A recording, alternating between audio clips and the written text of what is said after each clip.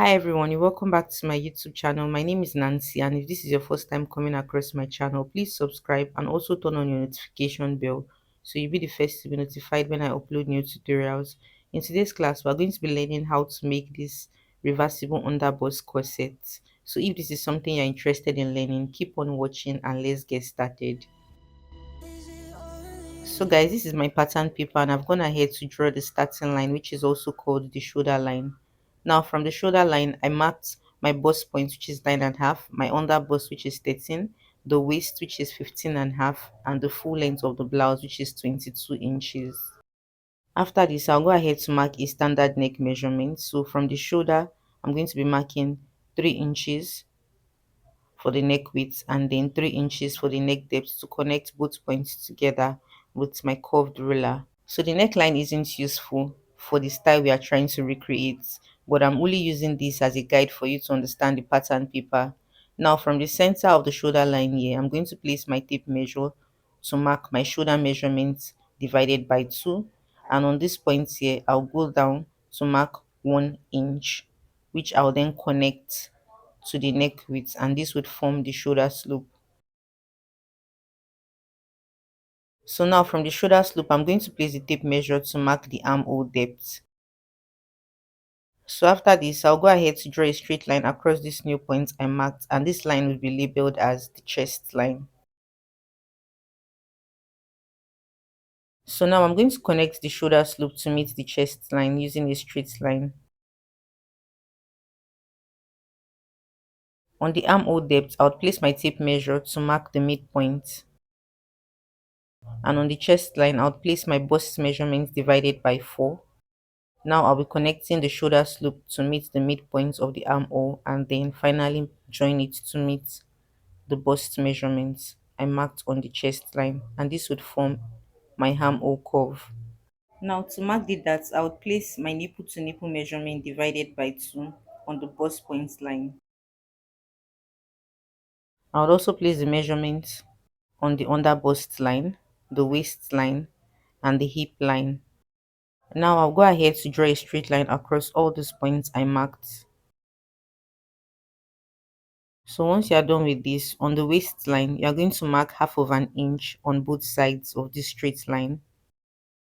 On the bust point line, you are going to come down by 1 inch. On the M line, you are going to come up by 1 inch.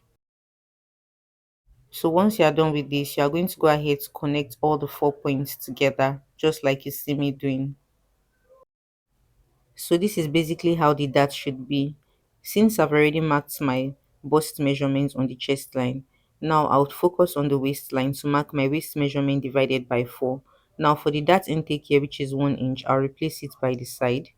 On the hip line, I'll place my hip measurements divided by 4, and then I'll go ahead to connect my bust measurements to meet the waist measurements, and then the waist measurements to meet the hip measurements. So since this is an underbust corset, I'm going to highlight the underbust line. So from the side of the underbust line here, I would place my tape measure to mark 3.5 inches. So this depends on how wide you want the end of the corset to be by the sides. If you want it to be wider than that, you can increase it to 5 inches. Now I marked 3.5 inches and I'm going to use a straight ruler to connect this new point I marked to meet the center of the hip line. But before doing that, I'm going to fold in my dart this way and then connect this new point to meet the center of the hip line, just like you see me doing. So this is very easy to do. Just pay attention and you get it correctly. So obviously you can see that we are able to achieve this simple underbust corset. It's actually very easy to do. Now this part of the pattern paper isn't needed and this lower part isn't needed as well. I'll go ahead to cut it out so you can understand better.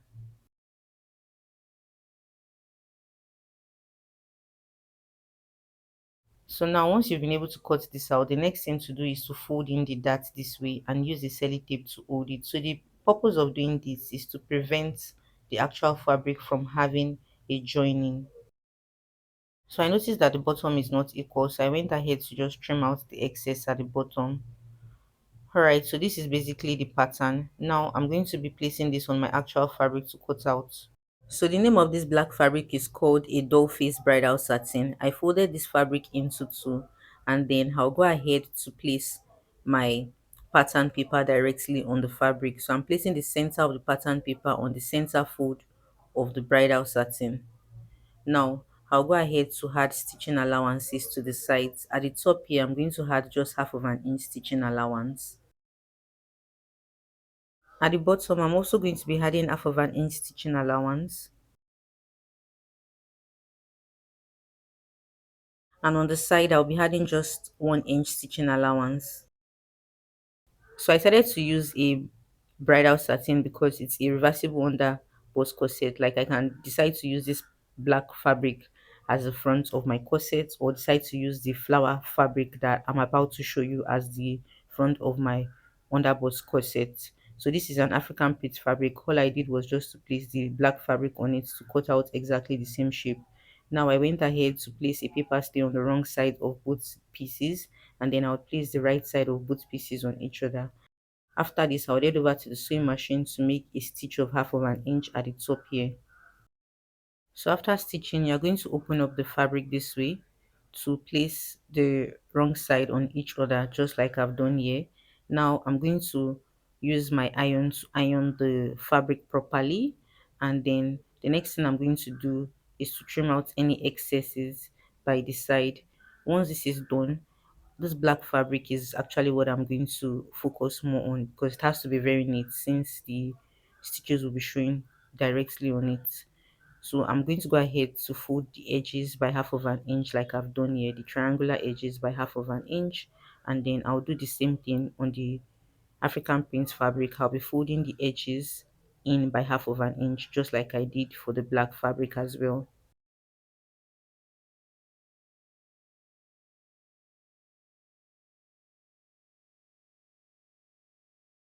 So once you are done ironing the triangular edges of both the actual fabric and the bridal satin, I'm going to place it on each other to be sure that it's actually equal, and then I'll go ahead to just give it a quick press again. Alright, so you can see that this is how it should be on these edges.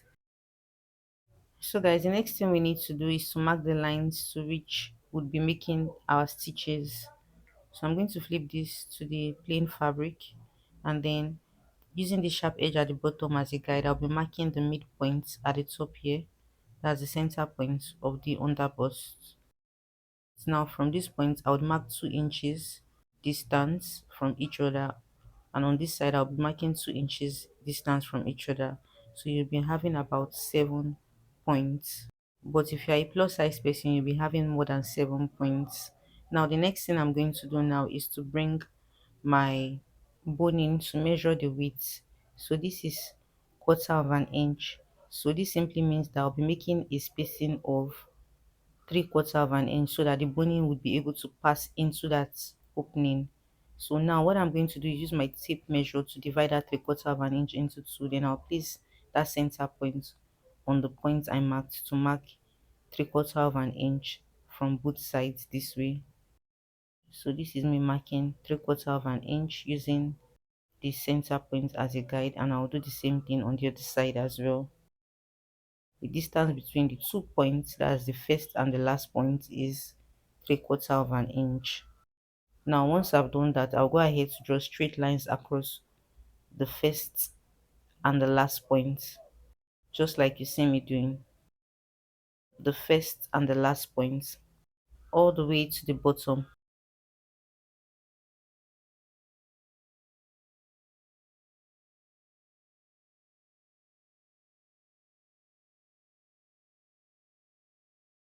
Now the next thing I'm going to do is head over to the sewing machine to stitch directly on these lines with a straight stitch. Just make sure that you are locking the stitch at the top and at the bottom so it doesn't open. So guys, after stitching, you should go ahead to clean the choke, and then you would notice that there are some openings at the bottom. So this opening here is for you to be able to pass your boning through it. Alright, by the side here, I'm going to fold in the edges by half of an inch, and I would iron this. On this other side, I'll fold the edges here by half of an inch to iron it as well. So you can see that everything is looking very neat now. So the next step is to make the loops. I'm going to be using a bias tape to do this. I would fold the bias tape into two to stitch the edges of the bias tape, and after stitching, this is how it should be. So what I'm going to do next is to mark the length of the loops. I want the length of the loops to be 3 inches. I measured it here, and then I'll go ahead to cut this out. So I'm going to be using 6 pieces of these loops. It just depends on how many loops you wish to use.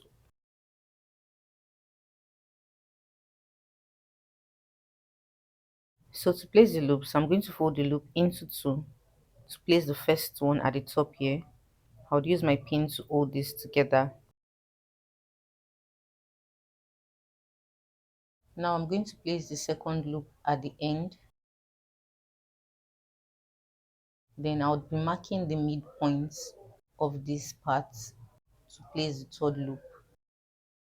So like I said, it depends on how many loops you wish to place, but this is how I want mine to be. After which I would make a straight stitch to hold the loops. Now on this side I would also place the loops just like I did on the other side, and after placing the loops I would head over to the sewing machine to make a straight stitch to hold the loops as well. Once this is done, the next thing we are going to do now is to insert the boning into the boning casing. So this is the boning here. You can decide to place it maybe the front or the back, anyhow, as long as this is a reversible underbust corset. The placement does not really matter. So I'm just going to melt the top part of the boning and place it on the first boning casing. I would measure half of an inch above the bottom of the underbust corset, so that when stitching the bottom of the underbust corset, I'm not going to be stitching directly on the boning. And then I went ahead to melt the end of the boning. After I've done this, I'll repeat the same process for the rest. So I'm just going to melt the top like I did here, place this on the boning casing to measure half of an inch above the underbust. I'll mark it here, and then I'll trim out the excess boning. I'll go ahead to melt the bottom of the boning, and then I would insert it into the boning casing. So just make sure you are doing exactly the same thing you see me doing. So guys, this is the last boning, and you can see that I'm done with it. The next thing we are going to do is to stitch the end of the underbust corset following the direction of my finger. And once you are done with that, you would place this underbust corset on your ironing board to iron both the front and the back. Just make sure that you're ironing it properly so that the boning can be flat and relaxed. So guys, the final step is to use the bias tape to make a long strap. So you can decide to use the actual fabric to make a long strap as well. So it just depends on what you want. So guys, we've come to the end of this tutorial. Thank you for watching, and see you in my next tutorial.